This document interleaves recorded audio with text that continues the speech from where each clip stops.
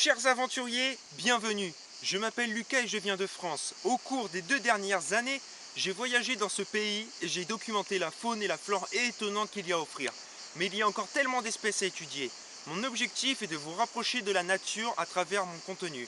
Parcourir la France et bientôt le monde. Aimez, commentez et abonnez-vous pour nous soutenir. On part sur ce magnifique documentaire tout de suite. Documentaire surprise comme d'habitude. Top action, c'est parti.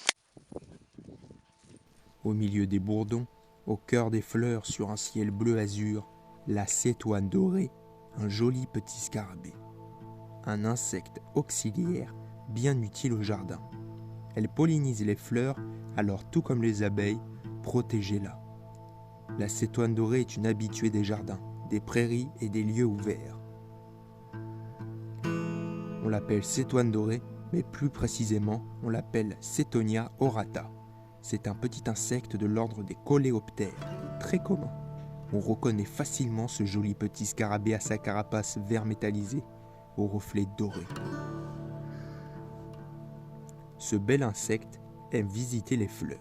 Vous le verrez souvent au milieu des étamines, des rosiers, des ombellifères, etc. Il existe également d'autres espèces de cétoines, moins colorées, mais dont le mode de vie est comparable à celui de la cétoine dorée. Les larves se nourrissent de déchets végétaux et de matières organiques, en décomposition. Les tas de compost sont dans un environnement idéal. On trouve aussi les larves de cétoine dorée dans les litières des feuilles mortes, dans les bois morts ou dans les paillis.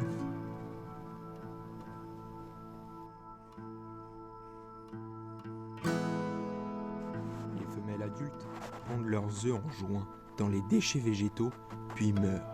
Les mâles, eux, survivent jusqu'à la fin de l'été et meurent à leur tour. Les œufs éclosent et la larve passe par plusieurs stades, sa morphologie atypique devenant de plus en plus gros jusqu'à atteindre 3 ou 4 cm.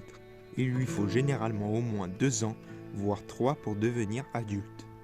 La cétoine adulte, qui émerge des déchets végétaux après la nymphose, ne vit que quelques mois. De la larve à l'adulte, la cétoine est bien utile. Décomposition des matières organiques. La larve de cétoine est précieuse. Elle contribue largement au fonctionnement des écosystèmes, en permettant le recyclage de la matière organique. En se nourrissant des déchets végétaux, elle permet leur décomposition en humus ou alors en compost, dans le composteur. Le processus de décomposition est donc plus rapide et plus homogène dans un composteur où vivent des larves de cétoine.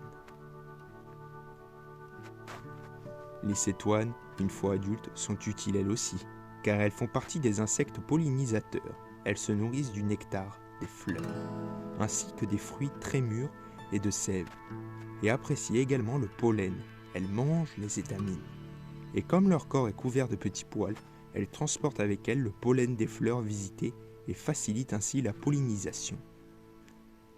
Elles contribuent donc à la reproduction des espèces ainsi qu'à la fructification des plantes cultivées.